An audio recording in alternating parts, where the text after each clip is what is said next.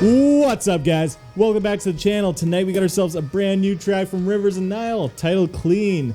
Now, I know you guys are so excited in the comments for me to be checking out this song. I've gotten lots of requests for this, and don't worry, feeling is mutual. I can't wait to check this out, man, because the past couple tracks that I've heard from these guys was, you know, Subtle Change and Where Owls Know My Name, and that album, like, I haven't gone through it yet fully. I will on my own time, but holy shit, what a spectacular album. I love their mix of death metal, prog, and saxophone.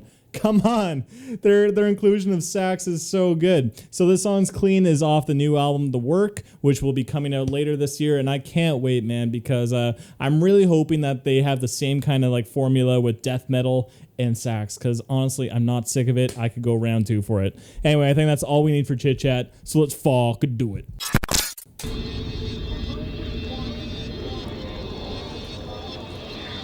Sound like a transition from the previous track or something.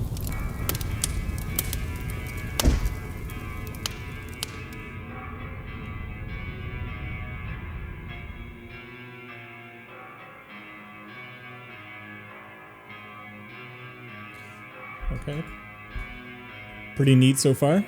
I want your money. Whoa. Your time. I want your patience and your pride. I'm all restless in a maiden, and I'm working overtime. So heaven help me.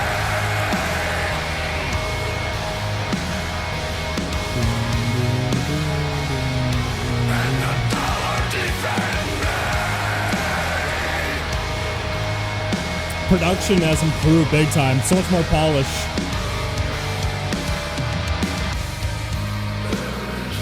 Not big time, but it has improved.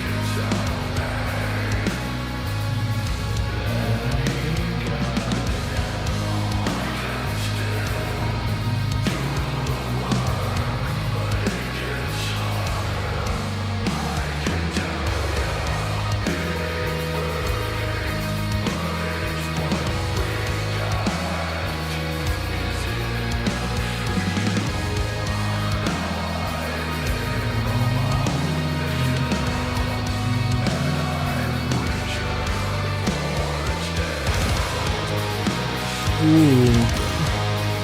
I love that triplet feel. Now she's coming. Nope.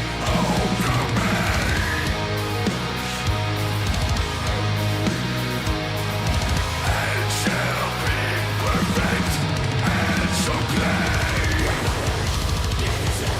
We'll stay. Circle my train.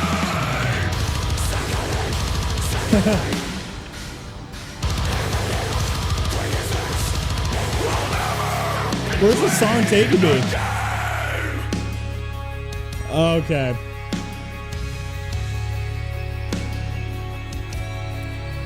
And for a second there, I thought we were going to get a more typical structure. Nope.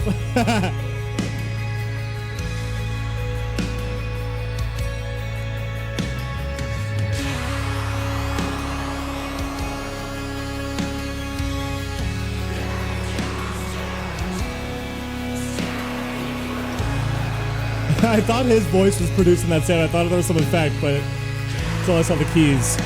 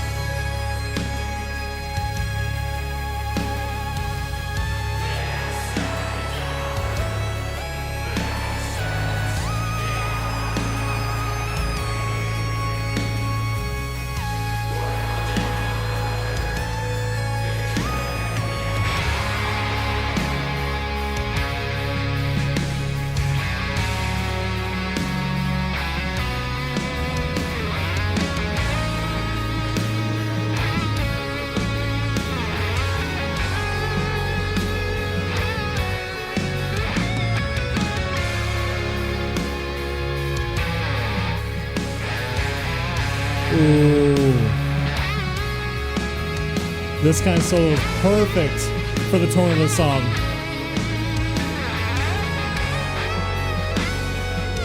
Ooh. What a... Oh my god.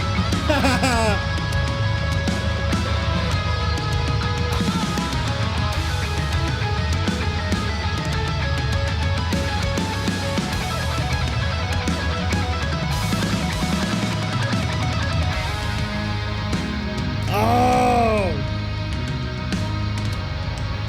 That was great. Very, very good solo that fit the tone of the track, man.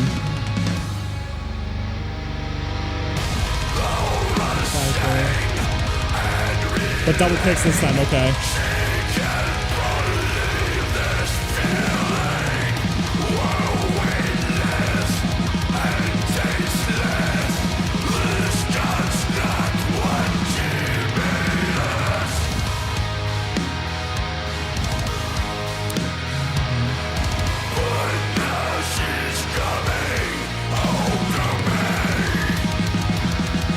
Last piece now.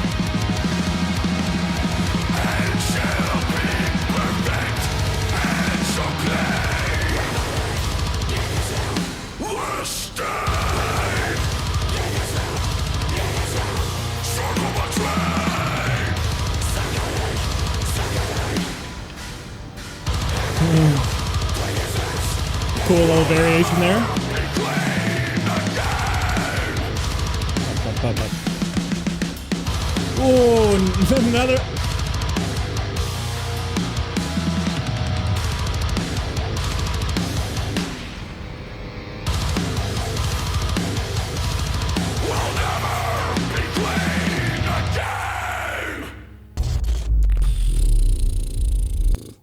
Yep.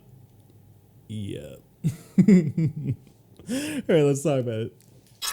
All right, so we may not have gone sax in this track, but I don't think this song needed it, man. This song was definitely good in its own right, and like it was definitely a little bit more slower paced than what I was expecting, but I thought it was really solid for what it is. Lots of dynamics of this song, so let's go through the pros and cons. So pros, number one, I thought the production on this was much more polished than Where Owls Know My Name, and don't get me wrong, like the last album sounded really good as it is, but here it just seemed to really be a change in sound quality, especially vocally. I felt like the vocals were like up higher in the mix and the layering just sounded extra like crystal clear. I'm not an engineer, but it just sounded really good to me, and I thought every instrument sounded amazing in this. Very like strong mix on this.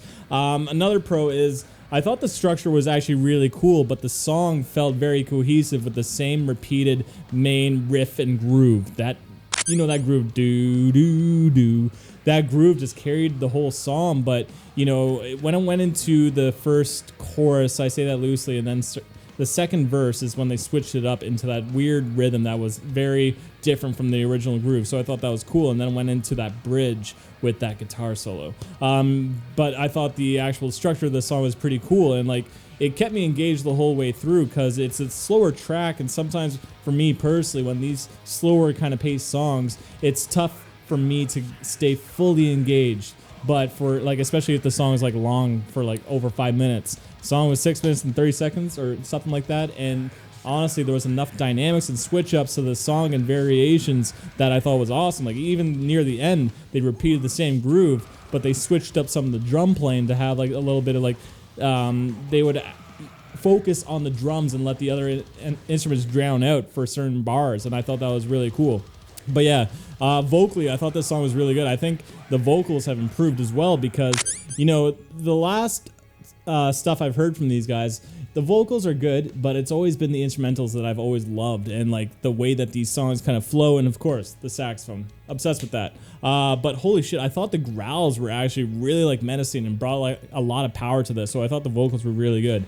Drumming was awesome too. That's another pro. How can you not talk about the drumming? I thought there was there was enough groove, and it's like subtle kind of like technicality that's kind of happening where there's enough, again, variations. I felt like there was enough variations going on with the drumming to keep like me interested. I don't know the technical terms of what he's doing, but I can just tell that there's like certain little flares here and there where it's not like copy and paste. Again, I say copy and paste a lot on this channel, but I really don't like when it's copy and paste. And even near the end, they started doing the exact same thing that they were doing in the beginning with the chorus idea, but there was variations. That's what I look for. I love the variations in music. And then, okay, we got to talk about the guitar solo.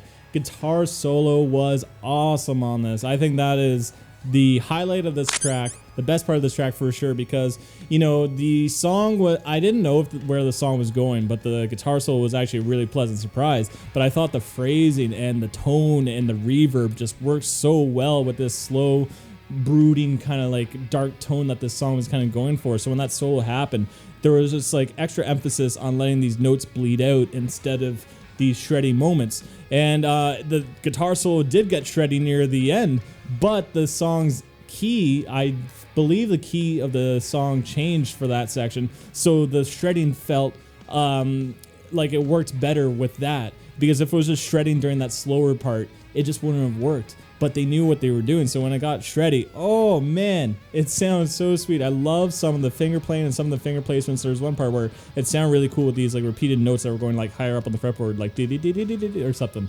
And I thought that section was really cool. So again, guitar solo was awesome on this. Really cool track. Let's go through the cons now.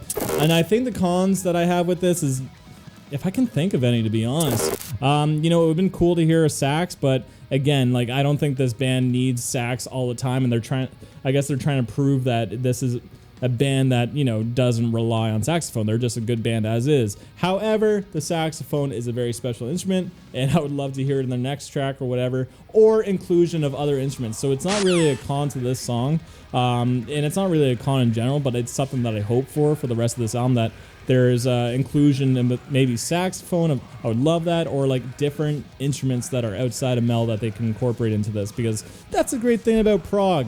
We can bring in any instruments. Like, prog fans like rejoice over bringing in different kind of like genres of music into their metal. But anyway, guys, that's my thoughts on Rivers of Nihil Clean. I'm curious to know what your thoughts are, so comment down below. Spice up my life. What'd you guys think of this tune? I'm curious to know. Also, if you've gotten to this point in the video and you haven't clicked off yet, then I appreciate the shit out of you, man. But on that, thank you for tuning in. Till next time. Peace.